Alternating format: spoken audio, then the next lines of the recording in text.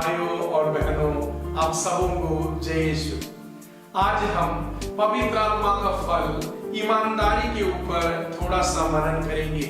हम पवित्र वचन में पढ़ते हैं भजन संहिता अध्याय 18 के 2 में, हे प्रभु मेरी चट्टान, तू ही मेरा शरण स्थल और मुक्तिदाता है। तू मेरा परमेश्वर, मेरा चट्टान है, मैं तेरी शरण आया हूँ। तू मेरी ढाल, मेरा गढ़ है। प्रिय भाई और बहनों, कितना सुंदर है वचन। परमेश्वर चट्टान है, परमेश्वर चट्टान है और हम उस चट्टान पर भरोसा रख सकते हैं। प्रिय भाई और बहनों, परमेश्वर हमेशा हमारे प्रति अपनी प्रतिज्ञाओं को पूरा करने वाला परमेश्वर है। दुनिया में हम बहुत सारे लोगों को देखते हैं जो बड़े बड़े पद को भी अलंकृत करने वाले लोग, अधिकार में बैठने वाले लोग, कभी कभी एक वायदा करता है, दूसरे दिन उसको भूल जाता है। अपनी स्वार्थता को दर्शाने के लिए हजारों झूठे शब्द बोलने में उनको कोई तकलीफ नहीं है। मतलब प्रतिज्ञा करते हैं, बाद में प्रतिज्ञा को भूल जाते हैं। लेकिन परमेश्वर एक ऐसा चट्टान है जो कभी अपने वायदा से पीछे नहीं हटता, जो अपने प्रतिज्ञाओं को हमेशा पूर्ति करने वाला परमेश्वर है। इसलिए हम थिस्सलुनीकियों के नाम संत पौल के पत्र, दूसरे पत्र के 5वां अध्याय के 24वां वचन में ये पढ़ते हैं, परमेश्वर जिसने आपको बुलाया वह विश्वसनीय है। परमेश्वर आपको बुलाया है तो आपके हर कदम में, आपके हर काम में, आपके हर प्रवृत्ति में परमेश्वर का हाथ आपके साथ में रहेगा।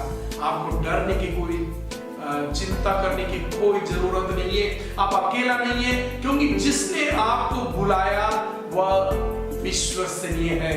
प्रिय भाई और बहनों, परमेश्वर का यही गुण हम अपने जीवन में जब अपनाते हैं, हम भी ईमानदार बनते हैं। ईमानदार शब्द का यूनानी भाषा में जो शब्द है वही है पिस्तोस।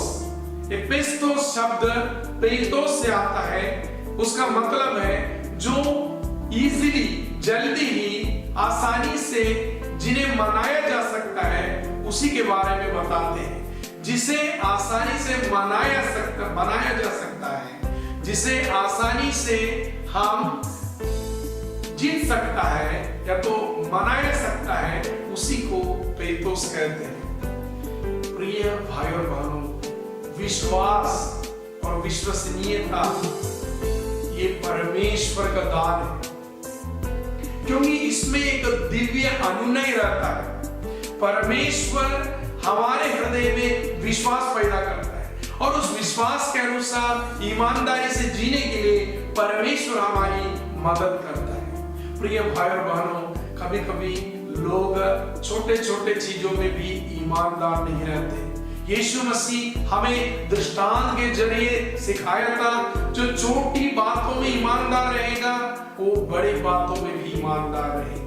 इसका मतलब क्या है? इस छोटी सी जिंदगी में अगर आप ईमानदार रहेंगे, आप वफादार रहेंगे, परमेश्वर आपको जैसे मनाता है उसी के अनुसार, उस दिव्य अनुनय के अनुसार आप अपने विश्वास में बढ़ेंगे, तो बिल्कुल आने वाले जीवन में भी आपको इससे भी बड़ा वफादार कार्य को करना पड़ेगा।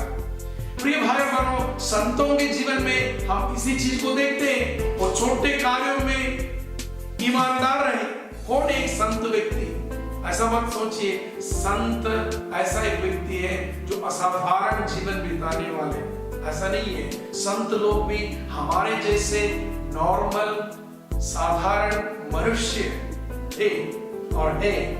लेकिन फर्क क्या है? उन लोग छोटी छोटी चीजों में भी ईमानदार रहे, वफादार रहे। छोटी छोटी चीजों को भी बड़े प्यार से परमेश्वर के लिए उन लोग ने किया और उसी कारण उन लोग संत बन गए। उनको हम संत मानते हैं और इसलिए उन्हें परमेश्वर उससे भी बड़े अलग स्थान प्रदान करता है। उन्हें अपनी बहुत बड़े उद्धार का भागीदार बनाता है, अनंत जीवन का वारिस बनाता है। प्रिय भाई और बहनों, आज मैं आपको एक पवित्र वचन सुनाता हूं। इब्रानियों के नाम पत्र अध्याय 12 के 2 में इस प्रकार लिखा है, हम अपने विश्वास के प्रवर्तक एवं सिद्धिकर्ता यीशु पर दृष्टि रखे रहे, जिन्होंने कलंक की कोई परवाह नहीं की और भविष्य में आनंद की प्राप्ति के लिए क्रूस का कष्ट सहन किया तथा परमेश्वर के सिंहासन की दाहिनी ओर विराजमान हुए। हम उस परमेश्वर के बेटे यीशु मसीह, जो हमारे विश्वास के प्रवर्तक और सिद्धि करता है, उस पर हमारे दृष्टि को लगाए रखें। प्रिय भाइयों, यीशु मसीह ही हमारे लिए सबसे बड़ा नमूना है।